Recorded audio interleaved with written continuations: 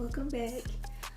So this video I'm going to be talking about everything that you see in the title, which will be what's in my transplant notebook and stroke awareness coming to an end. I'm wearing my I'm a Stroke Survivor t-shirt. I bought this I don't know, like maybe 3 years ago. So yeah, that's what we're gonna be talking about today. First, I'm gonna talk about the frequently asked questions that I have been asked in regards to my stroke. And those questions are, hold on, let me go get my glasses because I just don't feel comfortable without them. Sorry if it's a glare. I'm sorry, like a glare in my glasses. Anyway, so some of the questions that I still get asked to this day. If you're new here, I had a stroke on October the 17th, 2015. The questions that I get asked are the questions that everybody always wants to know, especially when it comes to death. People ask me all the time, oh, did you see the light? Did you see the light? Did you go towards the light? No, there was no light. So there was no light for me to walk towards. Everything was black. I don't remember anything. I remember the events that led up to that. That's also in the hour-long video I was talking about in my last video of me and my mom. But I will give a more in-depth story time of that day I will save it for another video. I'm trying to think what else they be asking me. Did it hurt? Did it hurt to die? Again, I didn't feel anything. I don't remember them resuscitating me. I don't remember any of that. I just remember fainting a couple times prior to that day. But no, it did not hurt when it happened. Like I said, I don't remember. I wasn't conscious. But waking up hurts. So death literally hurts. It felt like it was constant pins and needles all over my entire body, like from my scalp to my feet. Me just wearing the gown in the hospital hurt my skin. That's how painful it was. Like, just when my mom would touch me, she would do like this and I would scream, like it hurt that bad. So yes, I would say it hurt after the fact, because that's of course what I remember. I was on life support for 3 hours. When I was on the way to the hospital was actually when I stopped breathing, and it took them 25 minutes to revive me. I remember about 6 or 7 years ago, I went with my mom to her job and I pulled up my chart from that day, and that report from that day was exactly 101 pages long. And I sat there and I read the entire thing, so I know every detail from that day. And I also realized that a lot of things that they were telling me, they weren't telling me everything, because everything was literally in that report versus what I was told when I woke up and then years later going to appointments and things like that. I think that's all pretty much for the questions that I still get to this day. If I remember more, I'll do another video later. So yeah, now we're gonna get into my kidney transplant notebook, because today makes exactly, let's see, December, January, February, March, April, May, June, 6 months. 6 months post-transplant. Everything's still going well. Occasionally I'll have pain in my kidney, like if I do too much moving around, things like that. But I've been moving around a lot more, so my body's getting better. It's finally getting back to normal. Being that I am a diabetic, I do tend to heal a lot slower. So yeah, that's that. They said to give your body 6 to 8 weeks to heal, but it really took me about a good 3-4 months to actually be able to walk around the store and not, 1, get winded, 2, still not be swollen anymore from having all the fluid on me, and 3, just being able to actually stand up for longer than 15 minutes at a time. This is my kidney transplant notebook. I made this myself. I actually printed the kidneys off a line, typed it up, and I even put my name down here at the bottom. But this is an old notebook I used for one of my old math classes. So I dug it out of one of my mini school boxes with all of my paperwork and things like that from college, my college classes. and I just decided to reuse it only because the folder that they gave me that had everything in it was this really cheap folder, red folder, and it was not gonna hold up with all of this stuff that I had to keep up with. So in the front, I just have some black paper for like I need to write anything down. All the emergency numbers that I can call right here in this front sleeve. Oh, sorry. Right here in this front sleeve. If anything is to happen while I'm at home or away from the hospital. And of course, a couple of my business cards if I ever want to hand any out. I actually have a lot of supporters in the hospital now because of my transplant. So that's great. I've even handed out some of my business cards to some of my drivers that have actually picked me up. I'm sorry, y'all, I'm on the phone at the same time. Who have actually picked me up to take me to my transplant appointments. Then the first page is just telling me where to go for my appointments, but of course I know where to go now.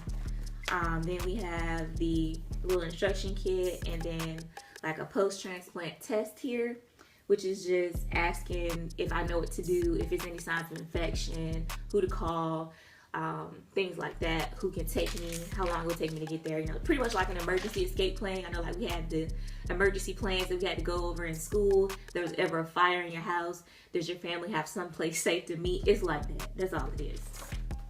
So then the next page, 2 pages, I made copies of like everything they gave me, so I have 2 of everything.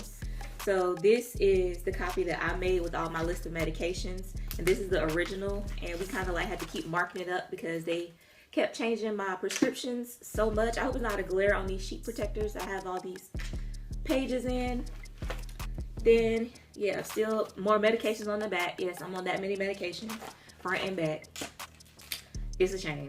Then this is just like the kidney pancreas transplant guide for patients and families. I'm trying not to drop all this stuff all over the table and my floor. But yeah, this is just like the guide to it.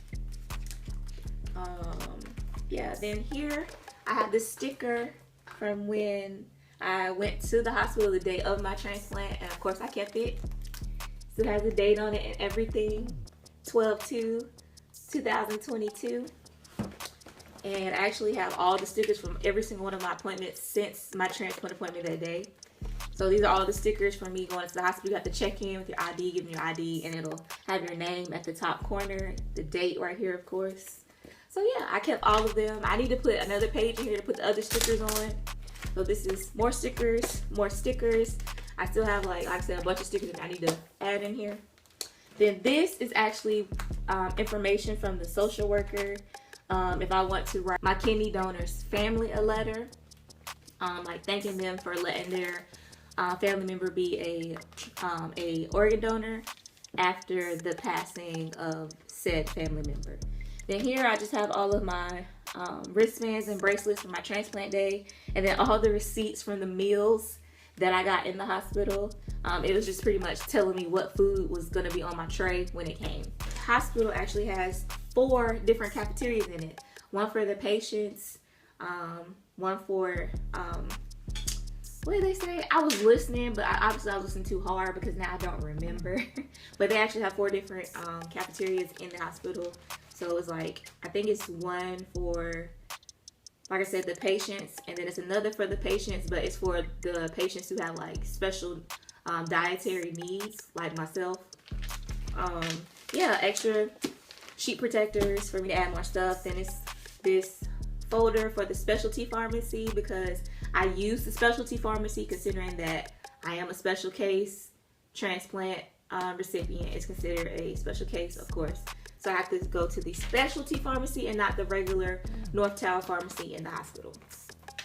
Then this is just information on the study that I'm participating in, where I get extra blood work drawn, so I will know when my kidney goes into rejection ahead of time versus once it's too late. That's all it's about. It's just information about it. Pretty much me saying that I signed a paper so that they can draw that blood and test that blood for that reason. And also, if they feel the need to, they will also ask me, even though I signed the paper, they will ask me if there's any kind of abnormalities in my blood that they haven't seen before, if they can use it for testing and further, diagnosis when it comes to other patients. let's see, what is this? Oh, this is the original folder that they gave me with all of this crap in it. Like I said, this little folder was not gonna hold all that stuff. It just wasn't. It wasn't. And then in it, I just have other like pieces of paper, stuff that I've written down at my appointments. A couple of these sheets, trying to show out my business. A couple of these sheets where it's just like, has my information on it. It's called a face sheet, and it has my name, my the reason for my appointment, which is transplant. It has the date of my transplant on it, my address, all that kind of stuff. So pretty much it's just in case if for some reason I was not able to communicate myself about who I am, I just hand this sheet, or whoever's with me will hand this sheet to the nurse when I'm checking in, and then they can verify that I am who I say I am. So it's pretty much just like an ID or a license. Pretty much is all it is. And they don't take them for some reason. That's why I have so many. Most of the time they don't take them. But yeah, that's it. And then right here I have my patient discharge information. So this is all of the stuff that they gave me when I was discharged after transplant, aftercare plan, you know, things like that. Again, more information on who to call, just like that same little paper I showed you in the beginning. Same thing, all the information is in here as well. So I pretty much do have 2 of everything that I didn't already make copies of. Yeah, so that's it. Again, more information about the specialty pharmacy is in here. Privacy and confidential information. My rights as a patient, that's what's in this folder. So that is what's in my kidney folder. It's also, I forgot to show y'all, I also have a log in here.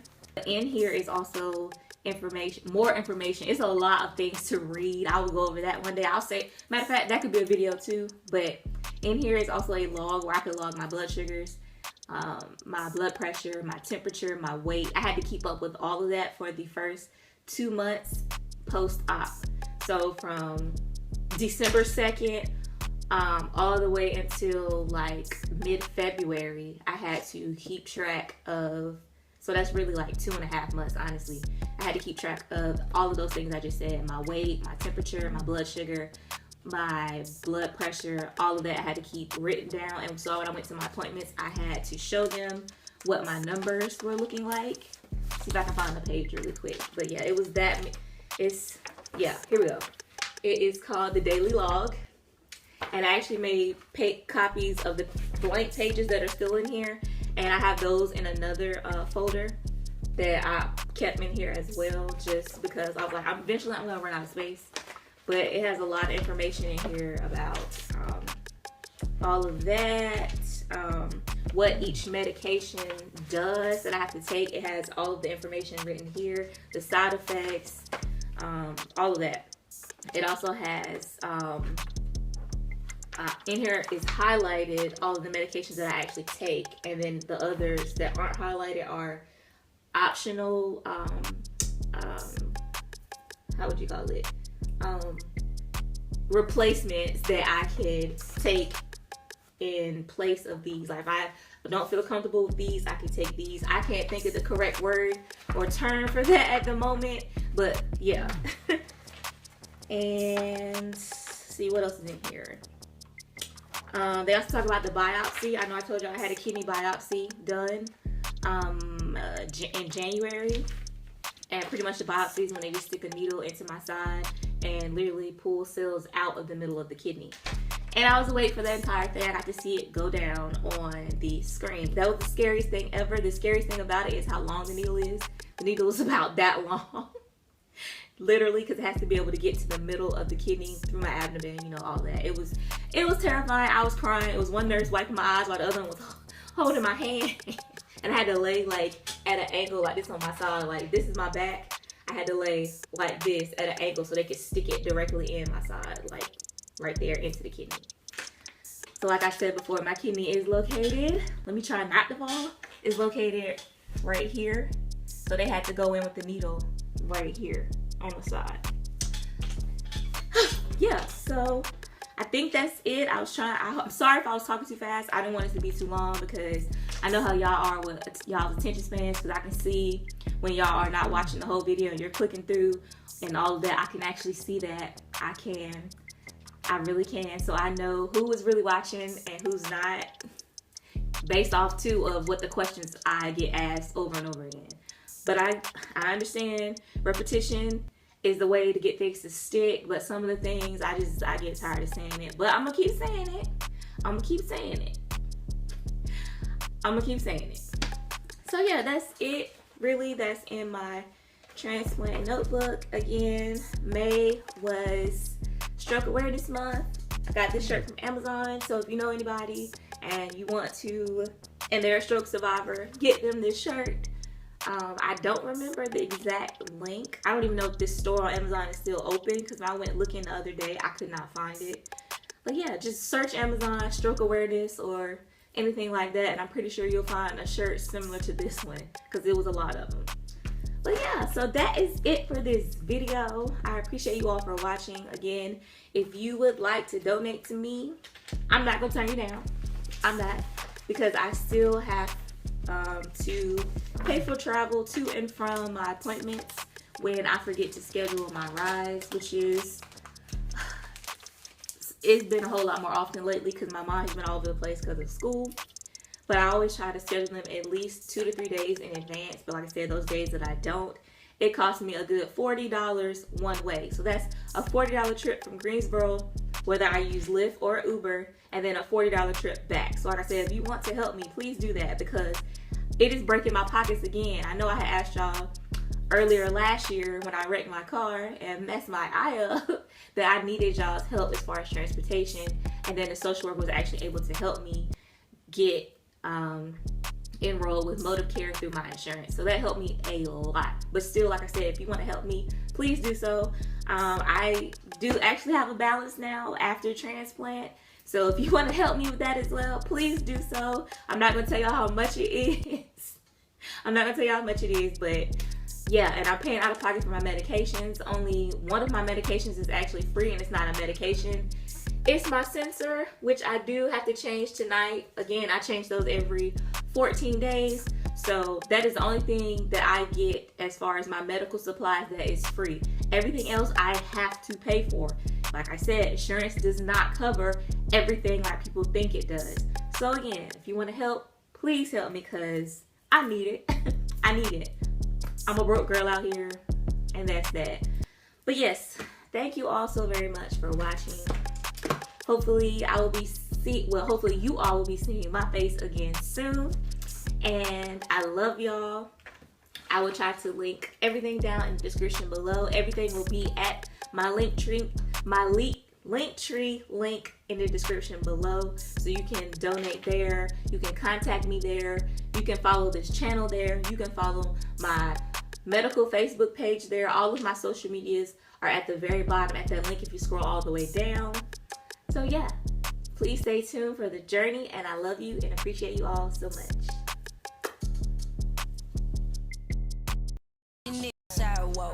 Dane Street. These ride way better than me. Go pillow talking with the freeze. How you a boss round with your tank on E?